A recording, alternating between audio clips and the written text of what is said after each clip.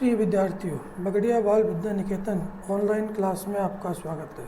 हम पढ़ रहे हैं कक्षा 10 क्षितिज का अध्याय 5 सूर्यकांत त्रिपाठी निराला की कविता उत्साह और अट नहीं रही।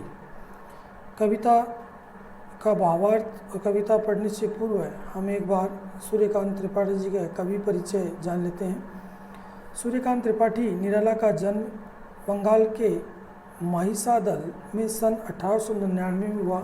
वे मूलतः गढ़ाकोला जिला उन्नाव उत्तर प्रदेश के निवासी थे।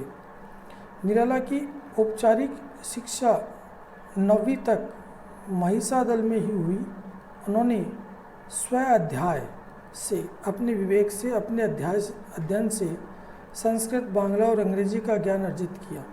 वे संगीत और दर्शन शास्त्र के भी गहरे अध्येता थे। रामकृष्ण परमहंस और विवेकानंद की विचारधारा ने उन पर विशेष प्रभाव डाला। निराला का पारिवारिक जीवन दुखों और संघर्षों से भरा था। आत्मीय जनों के असामयिक निधन ने उन्हें भीतर तक तोड़ दिया। साहित्यिक मोर्चे पर भी उन्होंने अनवरत संघर्ष किया। सन 1961 में उनका देहांत हो गया।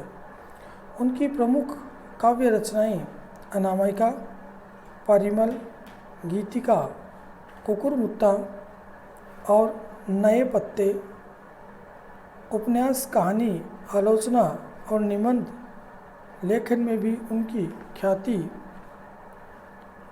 अविस्मरणीय है। निराला रचनावली के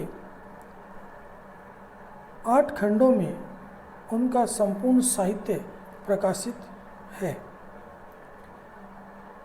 निराला विस्तृत सरोकारों के कवि हैं। दार्शनिकता, विद्रोह, क्रांति, प्रेम की तरलता और प्रकृति का विराट तथा उद्धत चित्र उनकी रचनाओं में उपस्थित है। उनके विद्रोही स्वभाव ने कविता के भाव जगत और शिल्प जगत में नए प्रयोगों को संभव किया। छायावादी रचनाकारों में उन्होंने सबसे पहले मुक्त छंद का प्रयोग किया।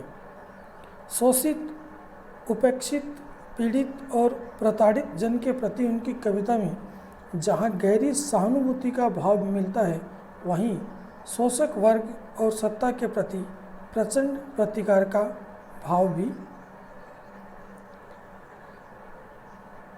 हिंदी की छायावादी कविता में निराला जी का महत्वपूर्ण योगदान है, तथापि वे प्रकृतिवादी को भी आसक्त हस्ताक्षर हैं। अक्खड़ स्वभाव के धनी निराला की काव्य प्रतिभा निश्चित ही अद्भुत थी। उन्होंने जीवनीय और निबंध भी लिखे। आपके अध्याय में 2 कविता है, उत्साह और अट नहीं रही। निराला की कविता उत्साह में दार्शनिकता, क्रांति, विद्रोह, प्रेम की सहजता तथा प्रकृति के विराट स्वरूप का चित्रण है। पाठ्य पुस्तक में संकलित इनकी कविता उत्साह बादलों को संबोधित एक आह्वान गीत है। इस कविता में बादल एक और पीड़ित प्यासे लोगों की आकांक्षा को पूरा करते हैं और दूसरी ओर वह नई कल्पना और नए अंकुर तथा क्रांति चेतना दोनों की नए अंकुर के विप्लव, विध्वंस और क्रांति के चेतना को संभव करने वाला भी है।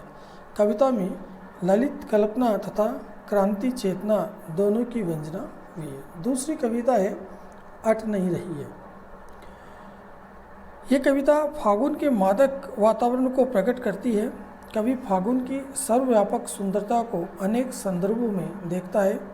जब मन प्रसन्न हो तो हर तरह का फागुन का ही सौंदर्य और उल्लास दिखाई पड़ता है। सुंदर शब्दों के चयन एवं लय ने कविता को भी फागुन की तरह सुंदर एवं ललित बना दिया है। कविता को शुरू हम अगली ऑनलाइन क्लास में करेंगे। तब तक के लिए धन्यवाद।